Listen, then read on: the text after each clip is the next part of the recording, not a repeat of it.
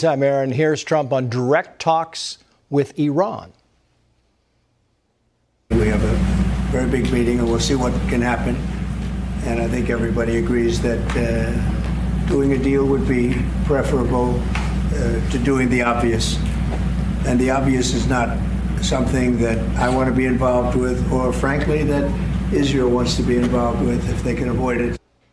The obvious means, as we all know, it means military action. My question would be, we've been hearing about talks with Iran for a long time. It seems like a long shot, Aaron. What do you think? I think that Iran would be very smart between Israeli intelligence capabilities, Mossad, Amman, Shin Bet, and all of the destruction that Israel has done, dismantling Hamas, dismantling Hezbollah, that incredible little pager sprinkle op that we pulled off, an American Pete Hegseth-driven, Mike Waltz-infused national defense and military that's being propped back up again with their no-nonsense military direction that they're pushing the country into. Iran would be a fool to not sit down and make a deal, because all this posturing, they're on their last little leg right now. It would be a mistake for Israeli intel and U.S. military might to get in there. I was going to say the same thing. Iran really does appear to be on its last leg. Prime Minister Bibi Netanyahu didn't fly to Trump's White House to talk about tariffs or trade policy. It's not the way this really works or what goes on behind closed doors. He didn't come to pose for a few friendly handshakes and flashbulbs before heading back across the Atlantic. No, this meeting wasn't about diplomacy. This was about deterrence. It was about war, and it was about timing and why Israel is preparing to hit Iran if needed.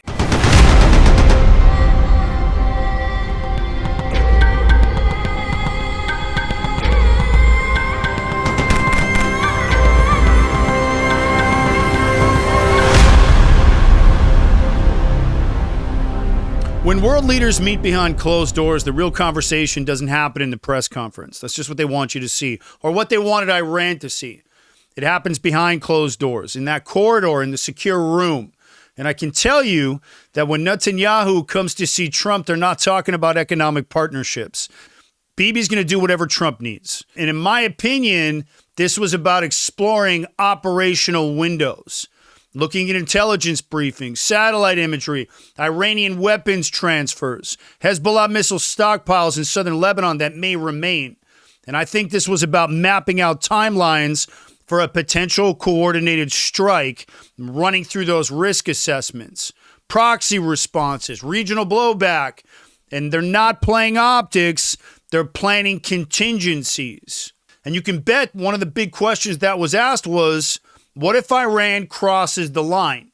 Now, remember that Israel defines crossing the line differently than the United States does. And for Israel, crossing the line means smuggling precision-guided missiles into Syria, launching drones into the Negev. It means one more IRGC general flying to Beirut to arm Hezbollah again. It means uranium enrichment above 60%. And when that happens, Israel doesn't send a warning. They send a special operations team. They send a drone. They dispatch Mossad. They send a clear message. Not here, not now, not ever. And so my opinion, when Trump and Bibi met the other day, they weren't laying down the groundwork for a sanctions policy. They're going through names, targets, chain of command breakdowns. In other words, preparing for a potential strike on Iran. Hey, are you guys a fan of the Aaron Cohen Show? Do me a favor and help support the show and join my sponsorship team. Hit the link down in the description and grab yourself a mini sponsorship package. They start at $25. We're completely independently produced, and every package sold helps keep the lights on in the studio so I can continue to combat that garbage anti-Israel misinformation and propaganda that's out there, while bringing you guys no-nonsense, cutting-edge analysis of counterterrorism, the Mideast, and national security. And in just 90 days, the Aaron Cohen Show is now the fastest-growing counterterrorism and national security show online, with over 100,000 subscribers in the first 90 days. And why? Because of you, the fans. Do me a favor, help support the show and join my sponsorship team. Hit the link down in the description and grab yourself a mini sponsorship package and help me to continue to fight that fight. Appreciate you guys. And when I said on Trace Iran would be a fool not to make a deal, I meant it. And I want to break it down a little bit further. You might have seen that clip and said, hey, this sounds like it might be a call for diplomacy. It was and it wasn't. Iran has one move left, in my opinion. Stall, smile, show up to put out some more statements, maybe pretend to cooperate. They may be speaking in the next week or so from what I'm hearing. Buy time. Because right now, Iran is cornered on every front. Gaza, Hamas almost dismantled. Lebanon, Hezbollah got disposed of in that pager op in Israel's relentless ops. Syria and Iraq, IRGC assets being eliminated, precision drone strikes, sabotage. And back home, Iranian intelligence is under massive pressure because they know they're being watched from the inside out. Israel has eyes everywhere. And the minute Bibi walked into Trump's White House, that temperature probably shifted. Tehran knows that with Trump back in power, it's open season. They remember Soleimani. They remember the cyber attacks on Iran. They remember the covert ops that hit them so deep, they didn't even know what happened until that command post was burning. So when I say Iran would be a fool not to make a deal, I mean this. They would be a fool to think they can stall their way through a U.S.-Israeli cycle and stay intact. And right now, Israel and the U.S. are staring straight through them. Now, I want to say this. Israel and Iran have literally been at war for over a decade.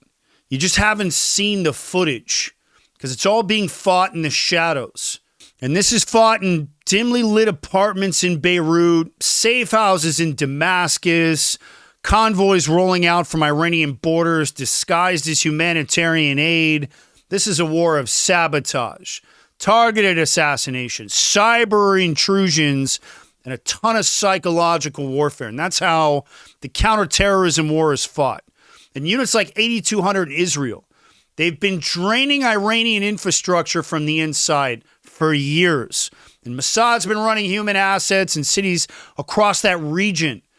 And Israeli spec ops units have been executing quiet strikes in places that I can't discuss. And the goal is simple: delay Iran's nuclear capabilities, cripple its terror funding, and destabilize that power structure without lighting the entire region on fire. That's how difficult it is. But the problem, that strategy has a shelf life. And at some point, that quiet war starts to get louder. And it's almost there. And with Hamas almost completely wiped out, Israel's elite units are about to pivot, in my opinion. The same operators who've been clearing those tunnels in Gaza are preparing for their next operation. And that same intelligence network that dismantled Hamas logistics will now turn towards the Quds Force of Iran.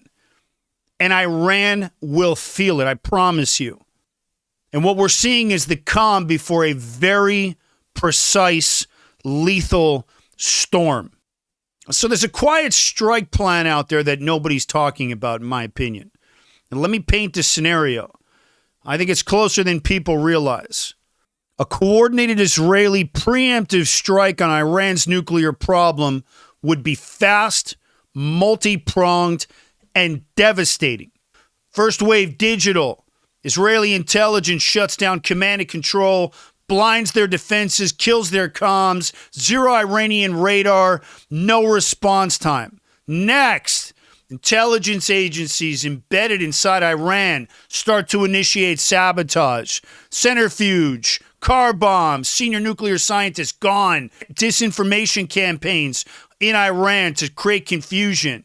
And then that air campaign, F-35s from Israel, refueling aircraft via support, Iraq, Fordel, Natanz simultaneously, boom.